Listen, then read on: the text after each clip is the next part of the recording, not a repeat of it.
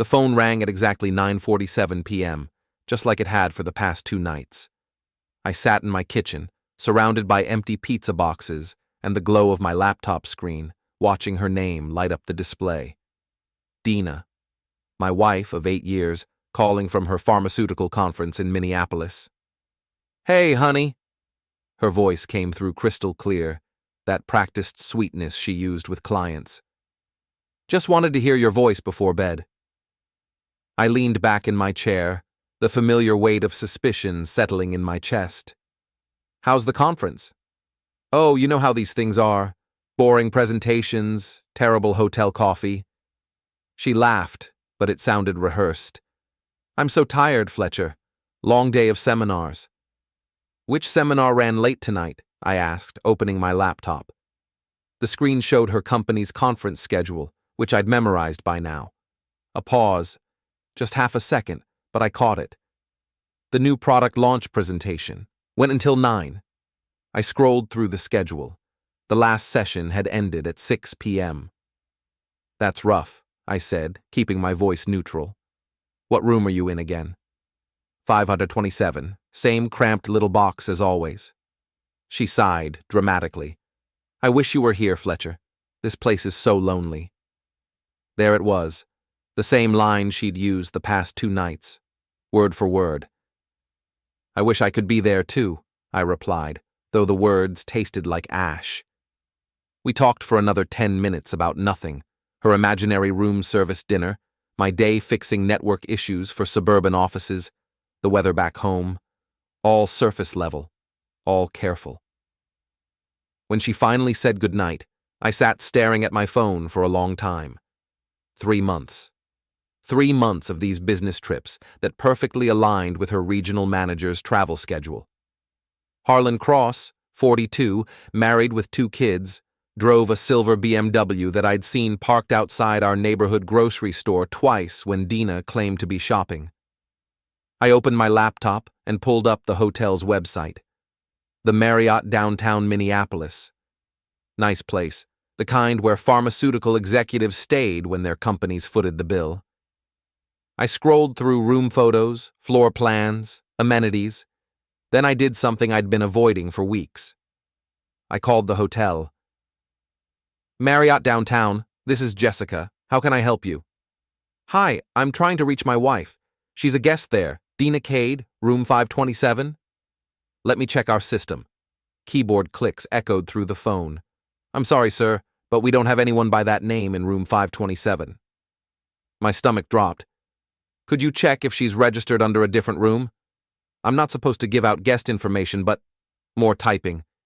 "Yes, I see a Dina Kade checked in yesterday. She's in room 412. Room 412, not 527. Why would she lie about something so simple? "Thank you," I managed, and hung up. I sat in my kitchen until well past midnight, pieces clicking together like a puzzle I'd been refusing to solve. The new lingerie I'd found receipts for hidden in her purse. The way she'd started working out again, buying expensive perfume, taking calls in the garage. The credit card statements showing charges at restaurants I'd never been to, on nights she claimed to be working late. My phone buzzed with a text from Ben, my coworker, and the closest thing I had to a best friend. "How's the bachelor life treating you?" I typed back, thinking about taking a trip. "Where to?" I stared at the hotel website still open on my laptop. Minneapolis. Heard it's nice this time of year. The next morning, I called in sick to work and drove to the airport. Using Dina's frequent flyer account, we'd always shared everything, or so I thought. I booked a flight to Minneapolis departing that afternoon. Her return flight wasn't until tomorrow evening, plenty of time for a surprise visit. The irony wasn't lost on me. I was using her own loyalty points to catch her cheating. I packed light, just an overnight bag and a bouquet of her favorite flowers from the grocery store. White roses, the same kind I'd brought her on our first date. If I was wrong about this, if there was some innocent explanation, the flowers would make it a romantic surprise. If I was right, well, they'd make a hell of a statement.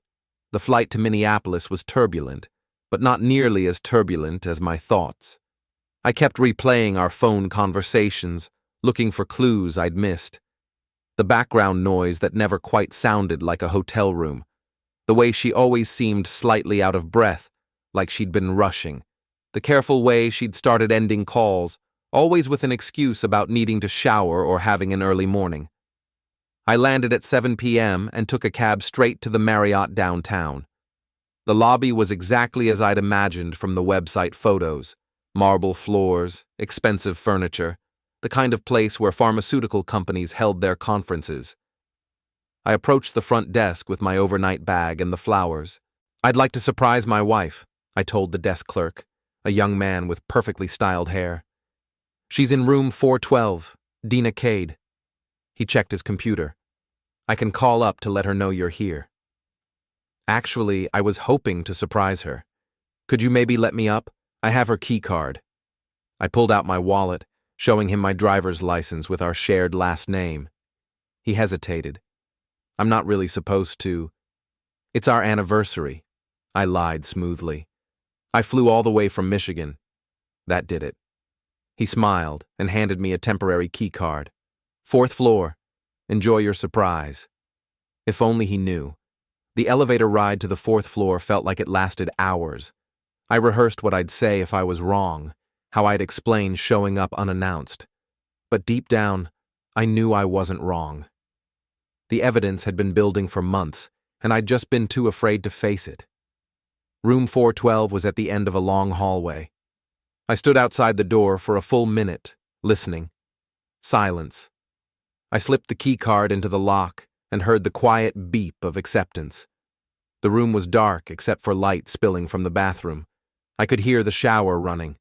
Her suitcase sat on the bed, opened but barely unpacked. The same suitcase I'd helped her pack 2 days ago, watching her fold business suits and sensible shoes. Except now, there were clothes scattered around that hadn't been in that suitcase. A man's shirt draped over the chair. Size large, expensive fabric.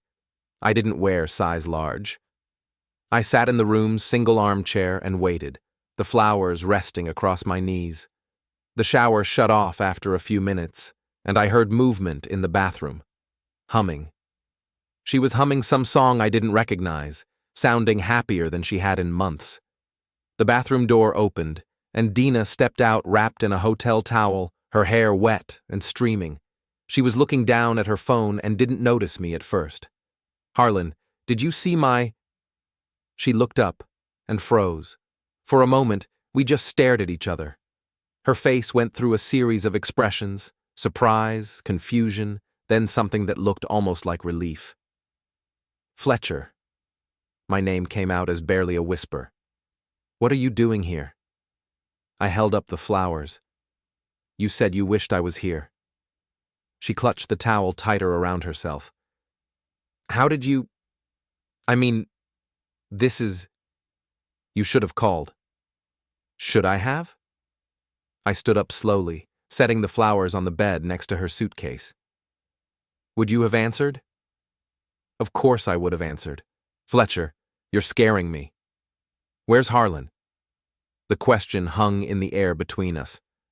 I watched her face carefully, saw the moment she realized there was no point in pretending anymore.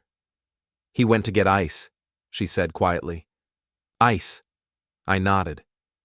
"For the drinks you're not supposed to be having because you have early morning seminars." "Fletcher, please, let me explain." "Explain what? How you've been lying to me for months? How you've been using conference trips to screw around with your married boss?" My voice was rising, but I forced it back down.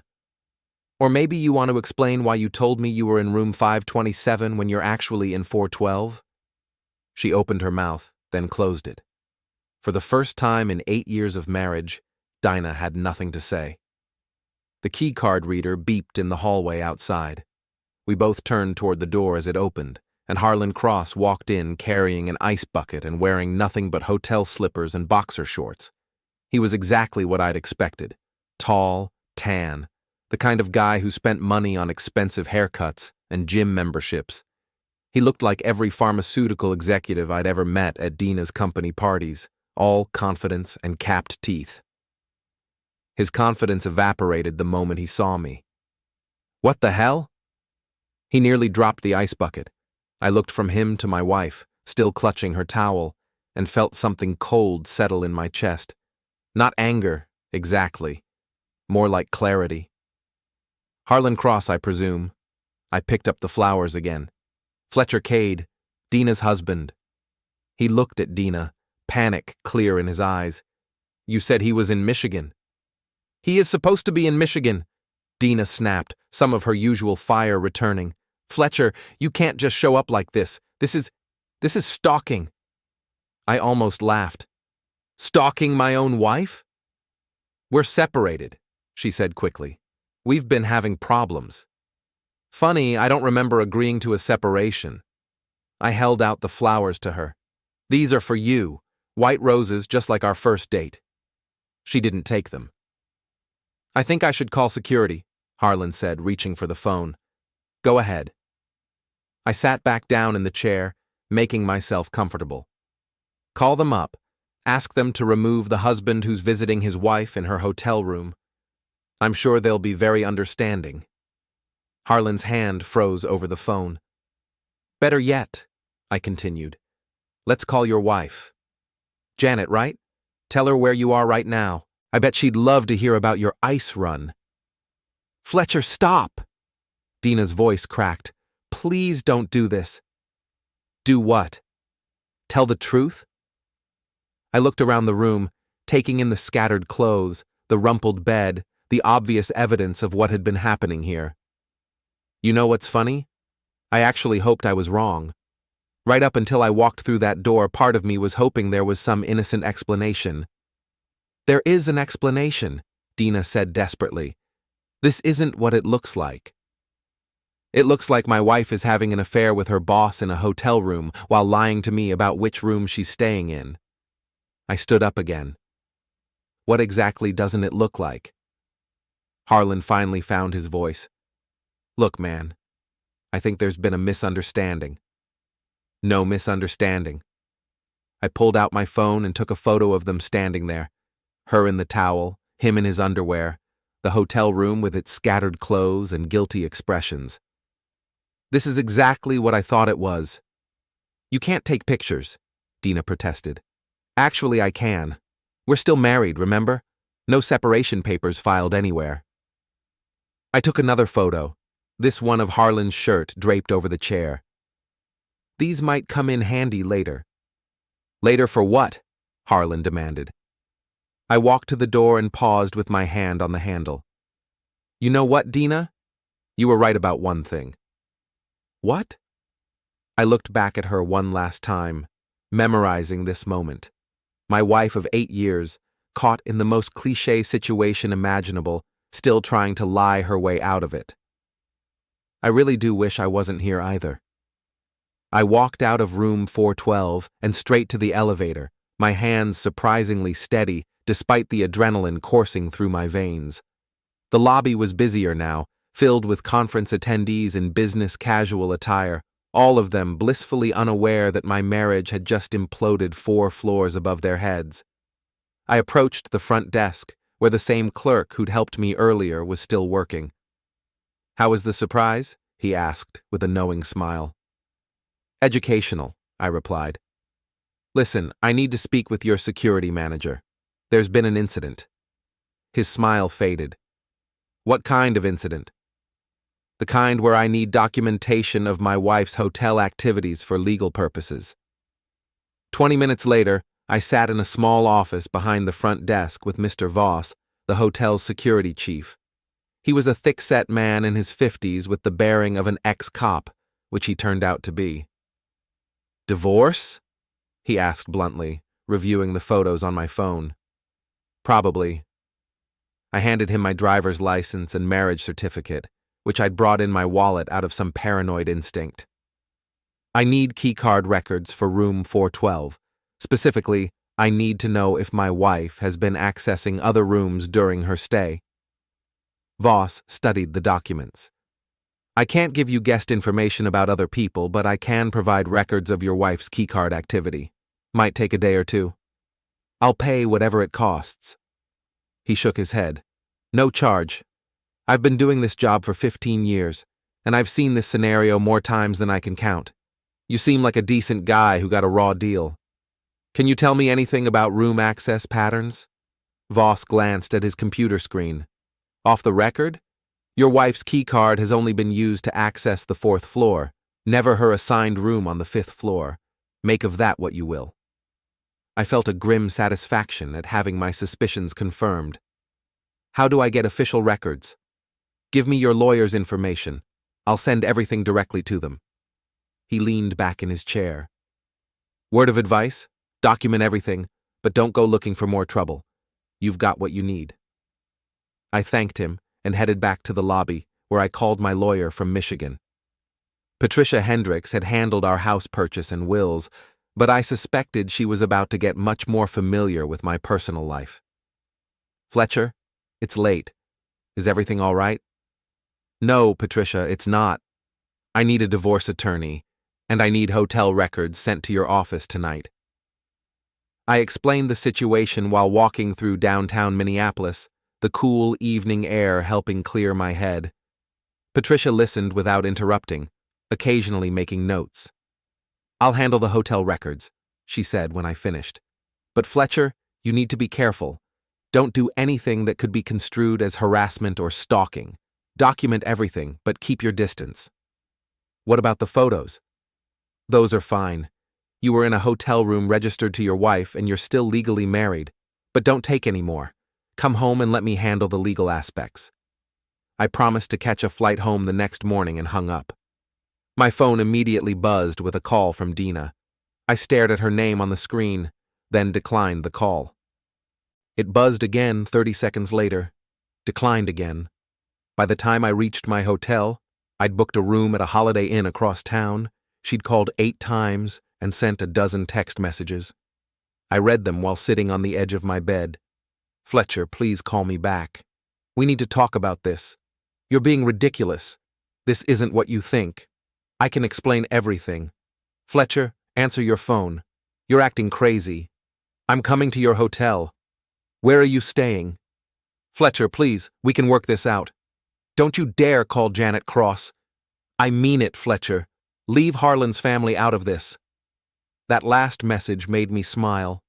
She was worried about Harlan's family, but apparently not concerned about her own marriage. I turned off my phone and went to bed, though sleep was impossible. The next morning, I caught an early flight home to Grand Rapids. Dina had sent 17 more messages overnight, progressing from pleading to angry to threatening. I screenshotted all of them before deleting her contact entirely. My house felt different when I walked through the front door. Not physically. Everything was exactly as I'd left it. But the emotional weight had changed. This wasn't our home anymore. It was just a house where I'd been living with a stranger. I made coffee and sat at my kitchen table, the same spot where I'd answered her lying phone calls for months.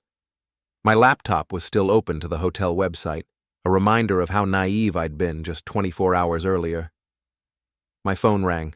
Ben's name appeared on the screen. How was Minneapolis? He asked. Illuminating. That doesn't sound good. Dina's having an affair with her boss. I caught them in his hotel room last night. Silence. Then, holy shit, Fletcher. Are you okay? I'm surprisingly okay, actually. Angry, but okay. What do you need? That was Ben. No drama, no empty platitudes, just straight to the practical question. We'd worked together for 6 years, and he'd become the brother I'd never had. I need help with something, but it's probably not legal. I'm listening. I want to know everything about Harlan Cross. Where he lives, what he drives, where he goes when he's not screwing my wife. I can do that. Give me his full name and company. I provided the information, and Ben promised to have a full background report by the end of the day. After we hung up, I walked through my house, really looking at it for the first time in months. Dina's presence was everywhere, her books on the shelves, her photos on the walls, her coffee mug still sitting in the sink from 2 days ago. But there were gaps, too, things I hadn't noticed her removing gradually. Her jewelry box was half empty. Several of her favorite dresses were missing from the closet. She'd been planning this for a while. I spent the afternoon boxing up her belongings, not out of spite, but out of necessity. I needed to reclaim my space, to stop living in a museum of a marriage that had apparently ended months ago without my knowledge. Around 4 p.m., my elderly neighbor, Mrs. Totter, knocked on my front door. She was 78 years old, barely 5 feet tall, and knew everything that happened in our neighborhood. "Fletcher, dear, is everything all right? I saw you carrying boxes to the garage." Mrs. Totter had been widowed for 15 years and treated the entire neighborhood like her extended family. She baked cookies for new residents, organized block parties, and maintained a network of gossip that would make the CIA jealous. "Dina and I are having some problems," I said carefully. She nodded knowingly. I wondered about that young man who's been visiting. My heart stopped. "What young man?" "Tall fellow, drives a silver car. He's been here 3 or 4 times in the past month, always when you're at work." She adjusted her glasses. I assumed he was a repairman or something, but Dina always seemed very friendly with him. "Did you see him recently?" "Last Tuesday. They left together around noon, came back around 3. She seemed upset when he left." "Last Tuesday, the day before her current business trip. They'd been meeting in my house, in my bed, while I was at work fixing other people's computer problems." "Mrs. Totter, would you be willing to write down what you saw? With dates and times?" She studied my face carefully. "Oh, Fletcher, I'm so sorry. It's not your fault. But yes, I could use a witness statement." "Of course, dear. I'll write down everything I remember." She patted my arm. "You're a good man. You deserve better than this." After she left, I sat in my kitchen and felt the full weight of betrayal settle over me. It wasn't just the affair. It was the systematic deception, the way she'd turned our home into a stage for her lies. Every time I'd kissed her goodbye in the morning, she'd probably been planning her next rendezvous. My phone buzzed with a text from Ben. "Got your info? You're not going to like it. Send it." Harlan Cross, 42, married to Janet Cross for 18 years, 2 kids, 16 and 14, lives at 2847 Maple Ridge Drive in Bloomfield Hills, drives a 2023 BMW 540i Silver. Here's the interesting part. He's done this before. Found a harassment complaint from 2019, settled out of court with a former employee named Rebecca Martinez, $75,000 settlement. I stared at the message. Dina wasn't Harlan's first victim, just his latest, and she probably had no idea. "More," I typed back.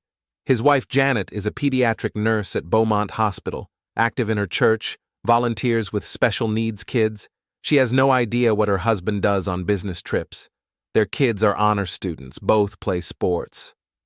An entire family that was about to be destroyed because Harlan couldn't keep his hands to himself, just like mine had been. Fletcher, what are you planning?"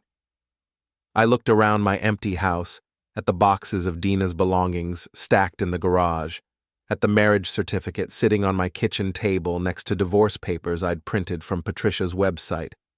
"I'm planning to make sure everyone knows the truth. Be careful, man. Don't do anything that'll get you in trouble. I'm not going to hurt anyone, but I'm not going to let them get away with this either." That evening, I created a new email account and began composing messages, one to Janet Cross, with copies of the photos I'd taken and a detailed explanation of what I'd discovered, one to Harlan and Dina's HR department, with Mrs. Totter's witness statement and the hotel records Patricia had promised to send. But I didn't send them. Not yet. First, I wanted to give Dina a chance to come clean, to end this affair voluntarily and try to salvage something from the wreckage of our marriage. She called at 9:47 p.m., exactly the same time she'd called from Minneapolis. This time, I answered, "Fletcher, thank God. I've been trying to reach you all day." "I know. I got your messages. We need to talk. I'm flying home tonight." "Don't bother.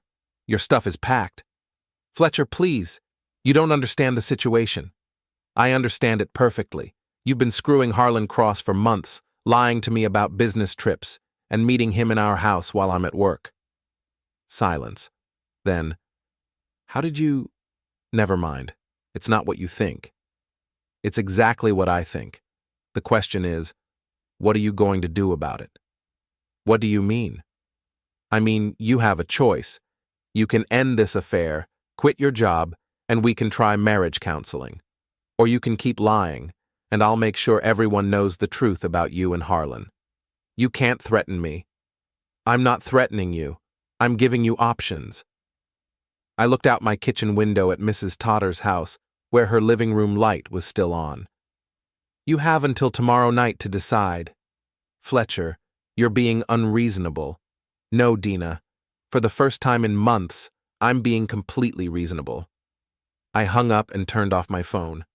Tomorrow, one way or another, this would be over.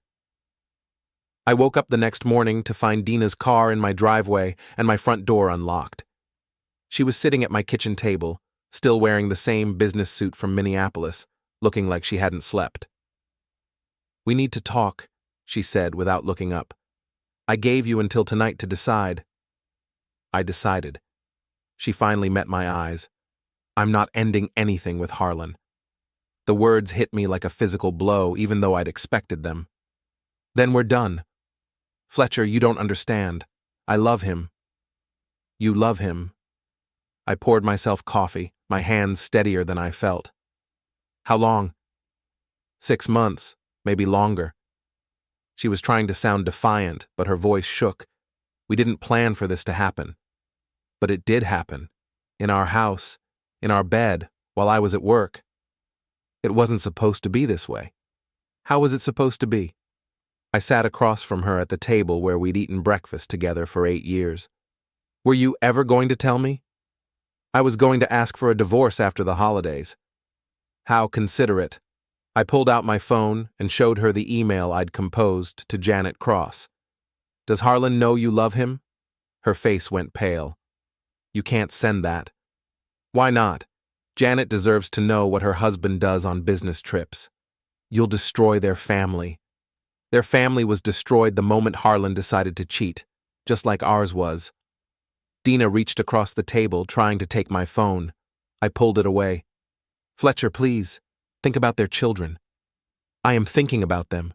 They deserve better than a father who lies and cheats." I stood up and walked to the window. "Just like I deserved better than a wife who does the same thing.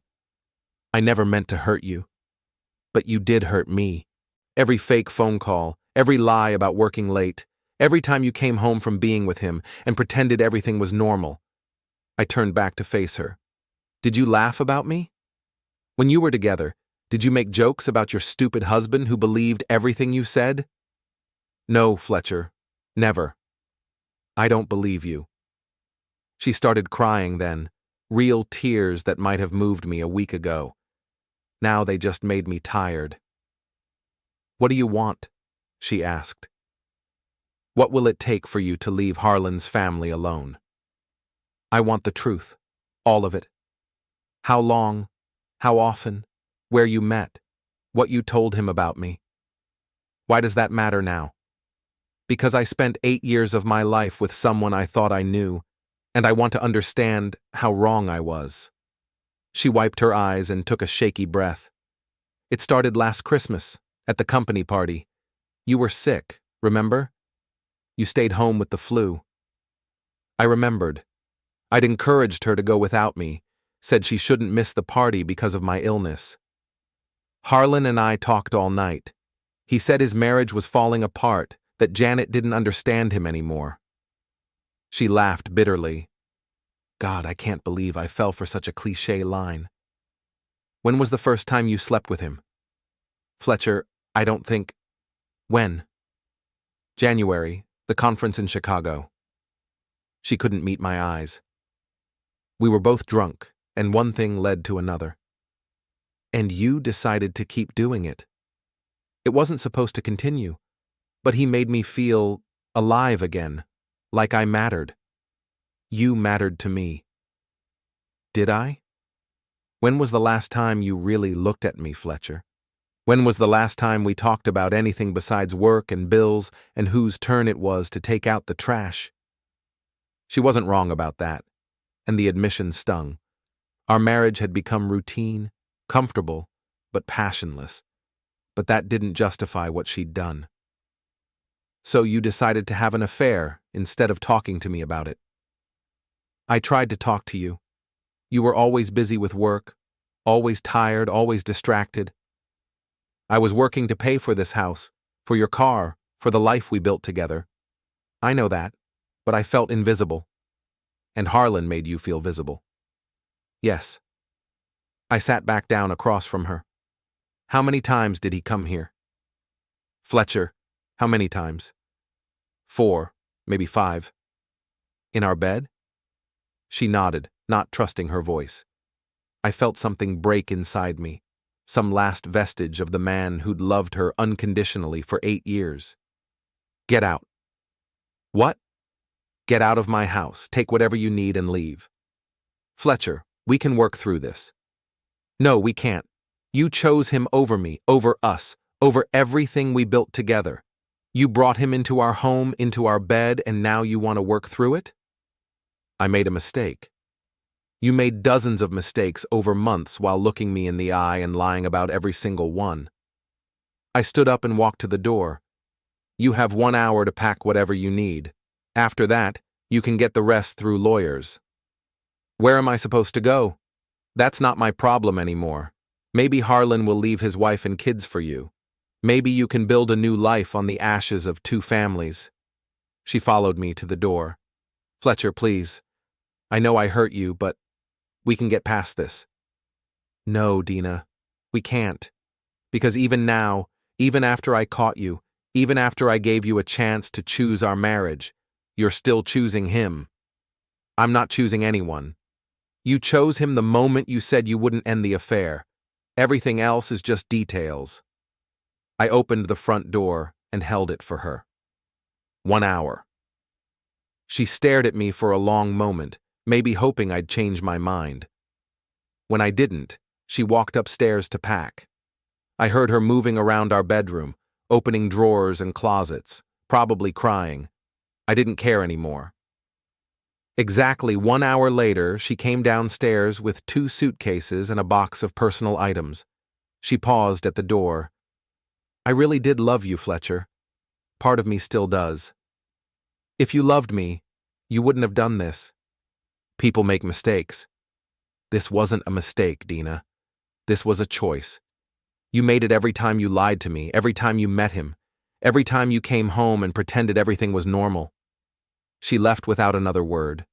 I watched her load her car and drive away. Then I locked the door and called Patricia. She's gone, I said when she answered. How do you feel? Empty, angry, relieved. I looked around my house, which already felt different without her presence. When can we file? I'll start the paperwork today. Michigan is a no-fault state, so the affair won't affect the divorce proceedings much, but it might help with property division. I don't want anything from her. I just want this over. Fletcher, don't make emotional decisions about assets. You have a right to half of everything you built together. Fine, whatever you think is fair. After I hung up, I sat in my empty house and tried to figure out what came next. For 8 years, my life had revolved around our marriage, our routines, our shared future. Now I was 38 years old and starting over. My phone buzzed with a text from Ben. How did it go? She chose him, she's gone. I'm coming over. You don't need to. I'm coming over. Ben arrived 20 minutes later with a case of beer and a bag of takeout from my favorite restaurant. We sat at my kitchen table and ate in comfortable silence. So what's the plan? He asked eventually. Divorce, sell the house, figure out what the hell to do with the rest of my life. I meant what's the plan for Harlan. I'd been thinking about that all day. I'm going to tell his wife. That's it? That's enough. Janet Cross deserves to know what kind of man she's married to. What about their kids? Their kids deserve better than a father who cheats on their mother. I opened another beer. Besides, Dina was worried about destroying their family. If she cared so much about his family, maybe she shouldn't have been screwing him. Ben nodded. When? Tonight. I want to get this over with. Want me to come with you? I considered it. No, this is something I need to do alone. After Ben left, I drove to Bloomfield Hills, an upscale suburb about 40 minutes from my house. The Cross family lived in a neighborhood where the houses had circular driveways and 3-car garages, the kind of place where pharmaceutical executives could afford to live. 2847. Maple Ridge Drive was a colonial-style house with perfect landscaping and a silver BMW in the driveway. Lights were on in what looked like the kitchen and living room. A normal family having a normal evening, unaware that their world was about to change. I sat in my car for 10 minutes, gathering courage. Then I walked to the front door and rang the bell. A teenage girl answered, 16 or 17, with Harlan's dark hair and her mother's kind eyes. Is your mom home? I asked. Mom, she called over her shoulder. Someone's here for you. Janet Cross appeared a moment later, wiping her hands on a kitchen towel. She was prettier than I'd expected, with graying blonde hair and laugh lines around her eyes.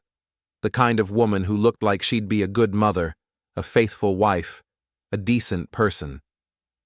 Can I help you? She asked. Mrs. Cross, my name is Fletcher Kade. I need to speak with you about your husband. Her smile faded. Is Harlan all right? Is he hurt? He's not hurt. But there's something you need to know. She studied my face, and I saw the moment she understood. Her expression shifted from concern to dread. Kids, go upstairs, she said without taking her eyes off me. But Mom, now. We waited until we heard footsteps on the stairs, then she invited me into her living room. Family photos covered every surface.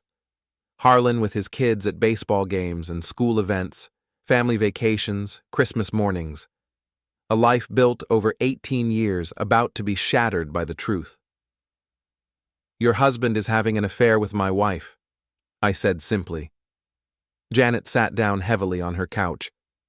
How do you know? I showed her the photos from Minneapolis, explained about the hotel records, told her about the months of lies and deception. She listened without interrupting, her face growing paler with each detail. How long? She asked when I finished. At least 6 months, probably longer. I knew something was wrong. He's been different lately, distracted, secretive, working late more often. She looked at the family photos surrounding us. I just didn't want to believe it. I'm sorry. I know this is hard to hear. Are you divorcing your wife? Yes. The papers will be filed tomorrow. Janet nodded slowly. What's her name?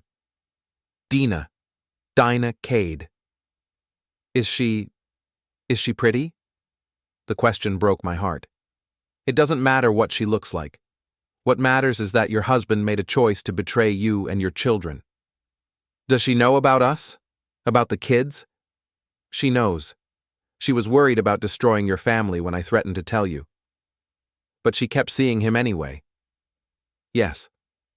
Janet stood up and walked to the mantelpiece, picking up a photo of her and Harlan from what looked like a recent anniversary dinner. They looked happy, like a couple still in love after 18 years. What am I supposed to do now? She asked. Whatever you think is best for you and your kids. But you deserve to know the truth. She set the photo down face first. Thank you for telling me. I know this couldn't have been easy. It wasn't, but you had a right to know. I left her sitting in her living room surrounded by the wreckage of her marriage. As I drove home, I felt a mixture of satisfaction and sadness. Justice had been served, but at the cost of destroying another family. My phone rang as I pulled into my driveway. Dina's name appeared on the screen. I answered on the 4th ring. You told her, she said. It wasn't a question. Yes. How could you do that to those children? I didn't do anything to those children. You and Harlan did. Fletcher, you don't understand what you've done. I understand perfectly. I told the truth to someone who deserved to hear it. Janet called Harlan. She's filing for divorce. She's taking the kids. Good for her. You've destroyed 2 families. No, Dina, you destroyed 2 families. I just made sure everyone knew about it. I hate you, she whispered. I don't care. I hung up and turned off my phone. Tomorrow I would start rebuilding my life. Tonight I was going to sit in my empty house and mourn the end of everything I'd thought I wanted. But for the first time in months, I wasn't wondering where my wife really was or who she was really with.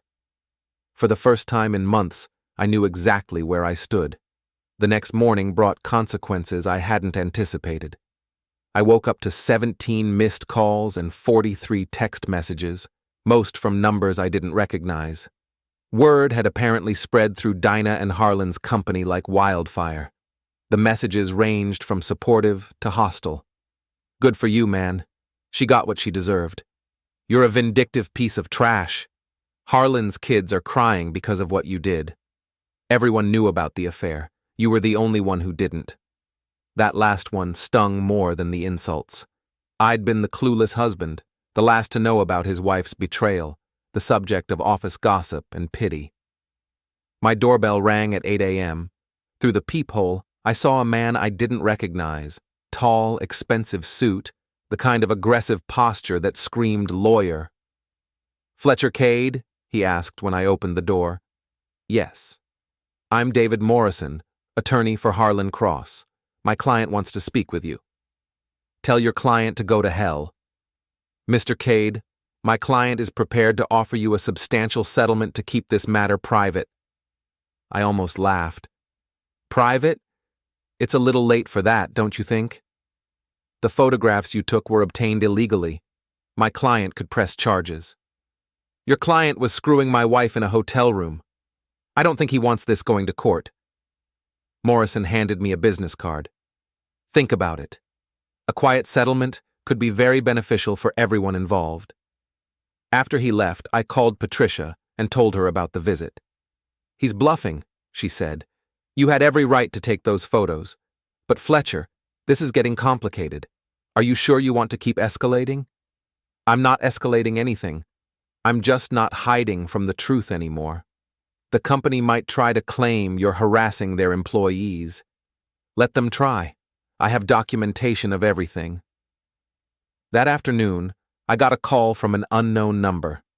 When I answered, a woman's voice said, Mr. Kade, this is Rebecca Martinez. I think we should talk. The name was familiar. Then I remembered. The woman who'd filed a harassment complaint against Harlan in 2019. What about? I asked. Harlan Cross. I heard about what happened with your wife. I wanted you to know you're not the first person he's hurt. We agreed to meet at a coffee shop downtown.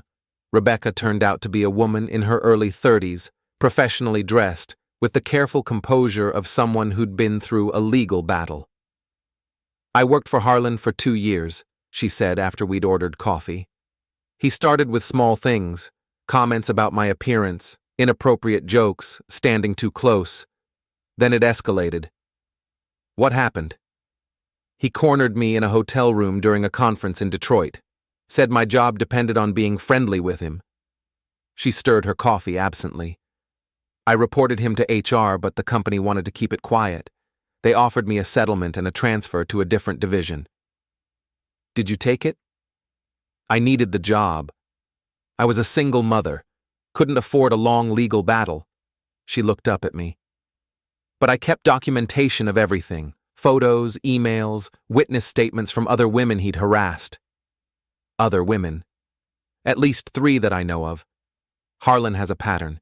He targets women who are vulnerable, new employees, women with financial problems, women whose marriages are struggling. Like Dina. Our marriage had been struggling, even if I hadn't wanted to admit it. She'd been vulnerable to someone like Harlan, someone who made her feel special and desired.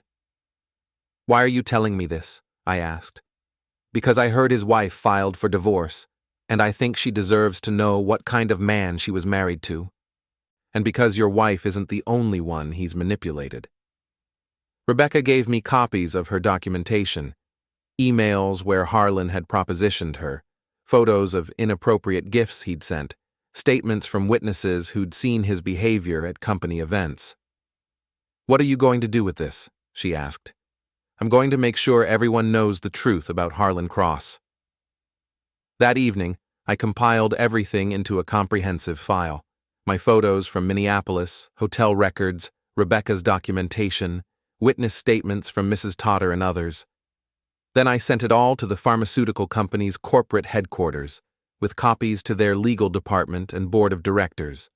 I also sent copies to 3 local newspapers and a television reporter who specialized in corporate misconduct stories.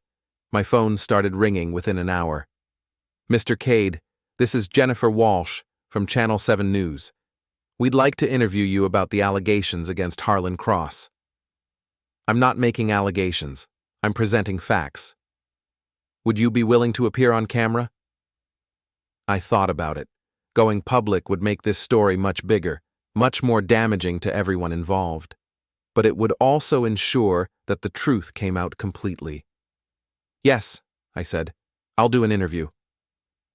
The interview aired 2 days later during the evening news. I sat across from Jennifer Walsh in my living room and told the whole story. The months of lies, the fake business trips, catching them in Minneapolis, the pattern of harassment that Rebecca had documented. "What do you hope to accomplish by going public?" Jennifer asked. "I want other women to know they're not alone. Harlan Cross is a predator who uses his position to manipulate vulnerable employees. That needs to stop." "What about your wife? Do you blame her for what happened?" "My wife made choices. She chose to have an affair, chose to lie to me for months, chose to continue the relationship even after I caught them. But she was also targeted by someone who had a pattern of this behavior." "Are you hoping to reconcile with your wife?"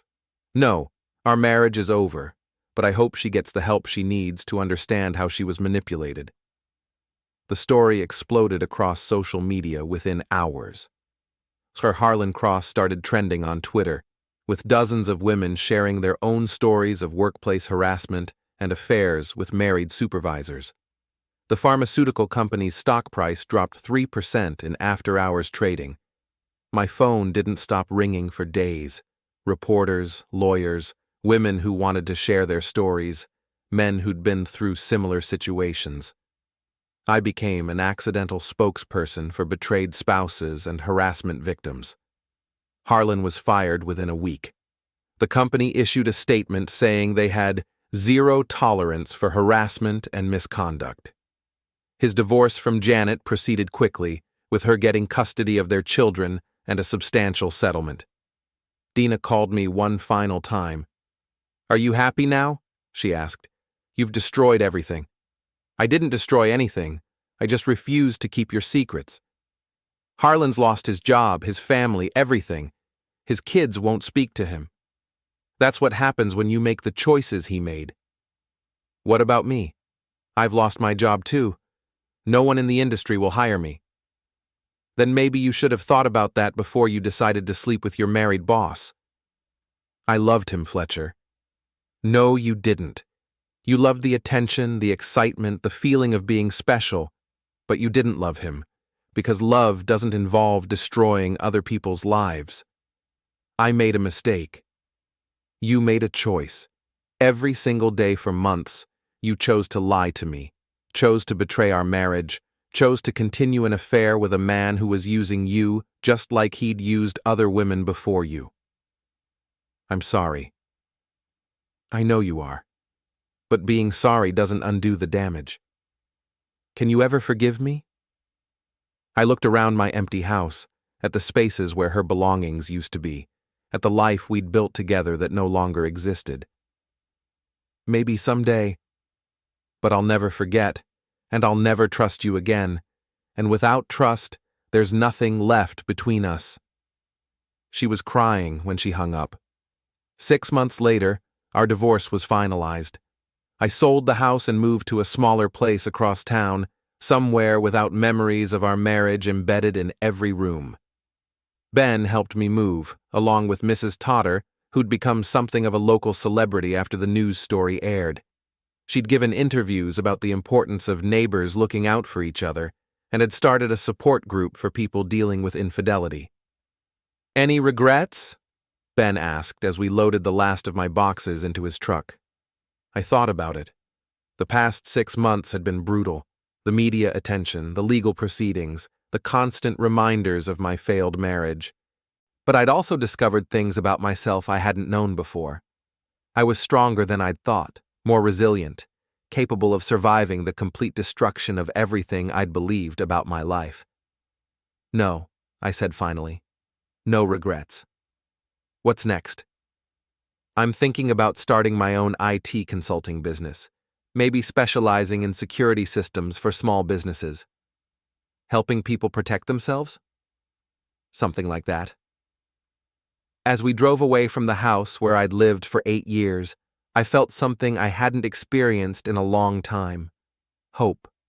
Not for reconciliation or redemption, but for the possibility of building something new, something honest, something that couldn't be destroyed by lies and betrayal. My phone buzzed with a text from an unknown number. "Mr. Kade, my name is Sarah Thompson. I saw your interview on the news. My husband has been having an affair with his secretary for 2 years, and I don't know what to do. Could we talk?" I looked at the message for a long moment, then typed back, "Yes, I can help."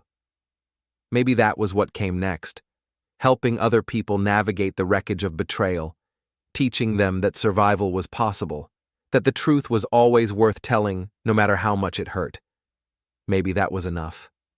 3 months after my divorce was finalized, I was running my own IT security consulting business and had helped 12 other betrayed spouses document their partners' affairs.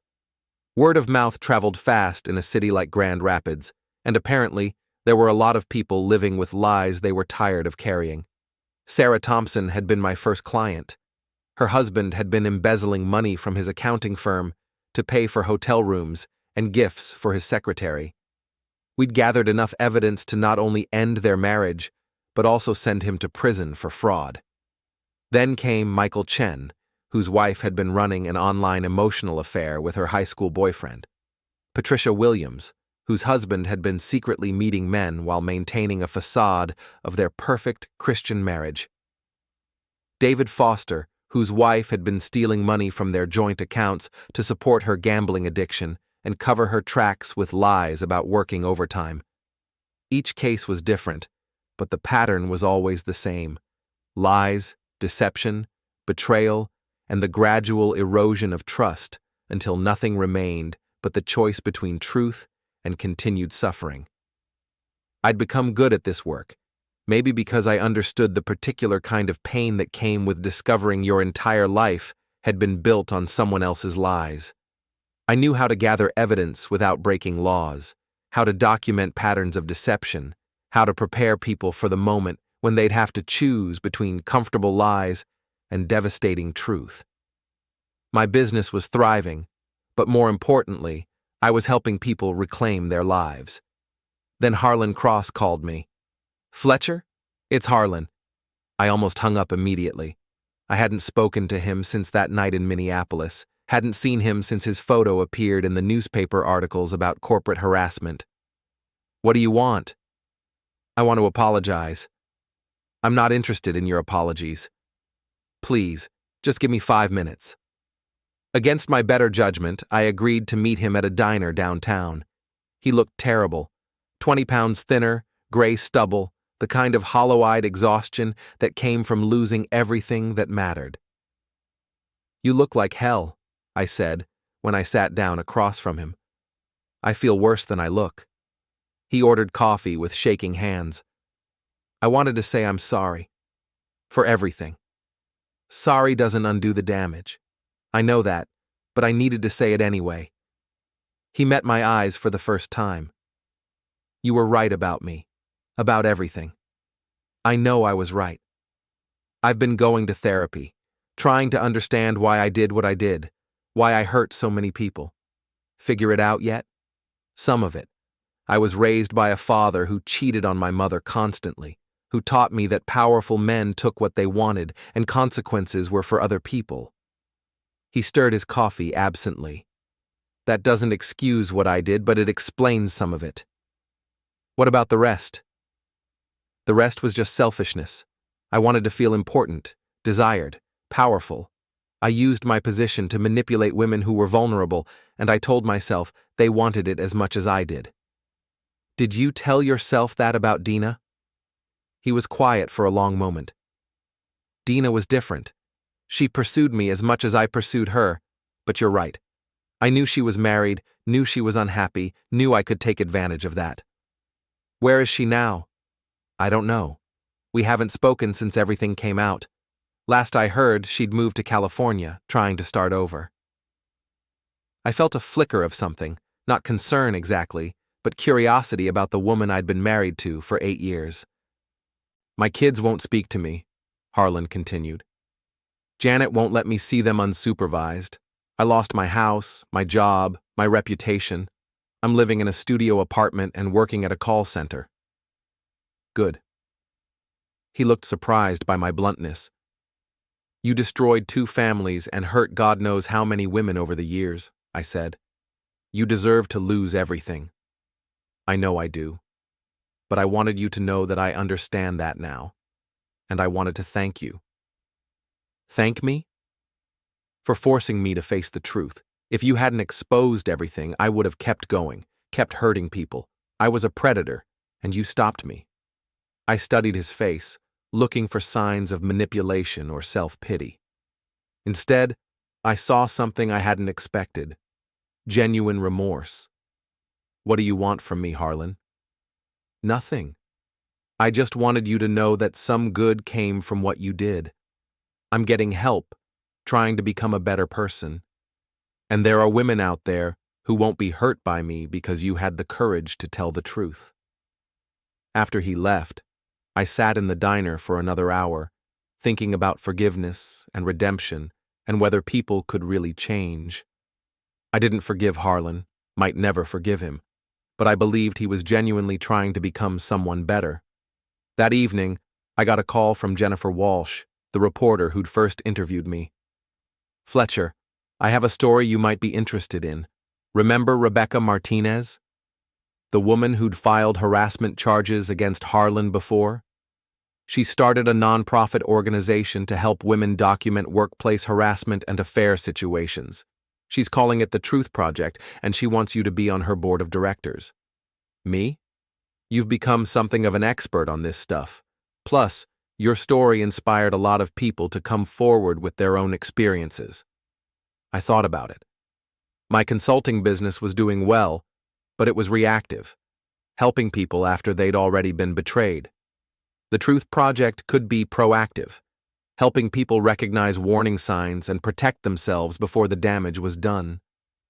Tell her I'm interested. 2 weeks later, I attended my first board meeting for the Truth Project. Rebecca had assembled an impressive group: lawyers, therapists, private investigators, social workers, and other people who'd survived various forms of betrayal and deception. Our mission is simple, Rebecca explained to the group. We want to help people recognize manipulation and deception in their relationships, document evidence when necessary, and support them through the process of reclaiming their lives. What about prevention? Asked Dr. Martinez, a family therapist who specialized in infidelity counseling. That's where Fletcher comes in, Rebecca said, turning to me. We want to create educational materials about the warning signs of affairs and manipulation. Who better to help develop those materials than someone who lived through it? Over the next few months, I found myself busier than I'd ever been. My consulting business continued to grow, but I was also writing articles about infidelity warning signs, speaking at conferences about workplace harassment, and helping develop training materials for HR departments. The work was emotionally demanding, but deeply satisfying. Every person I helped, every predator we exposed, every family that was saved from years of deception, it all felt like a form of redemption, a way to transform my own pain into something useful. 1 year after my divorce, I got an unexpected visitor. I was working in my home office when my doorbell rang, and I opened the door to find Dina standing on my porch. She looked different, thinner, older, her hair shorter and darker than I remembered. She was wearing jeans and a simple sweater, a far cry from the business suits and expensive accessories she'd favored during our marriage. "Hello, Fletcher." "Dina." I didn't invite her in. "What are you doing here?" "I'm in town visiting my sister. I wanted to see you." "Why?" "To apologize, and to thank you." "Thank me?" "For forcing me to face the truth about myself." She looked past me into the house we'd once shared.